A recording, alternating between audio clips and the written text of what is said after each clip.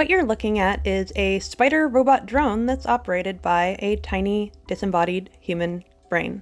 You know, the brain organoids that can be grown from stem cells. We'll talk about this experiment and some of the very real ethics. What they wanted to do was actually give the brain organoids something to interact with. Giving the little brain a body to pilot will allow them to investigate human brain development with actual stimuli. One of the big problems with trying to make organoids is not having anything for them to do. The only slice of development that we really get is what a brain might develop into with nothing going on, no input.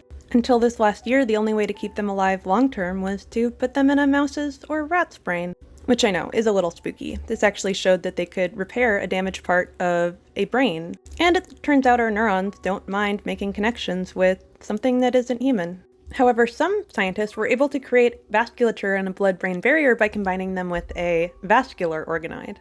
So we could potentially keep them alive for a lot longer. Now, a lot of people have asked me, where does ethics come into this equation? And where do they actually come from? Well, there are two methods of making them. You can use either a skin cell from donated tissue or fetal brain tissue. Somewhat unfortunately, the question of how we should govern the use of brain organoids came a little bit after we already started doing it. Some researchers have proposed that people have more informed consent if their tissue that they've donated is going to end up being a potentially conscious robot. Maybe they should know.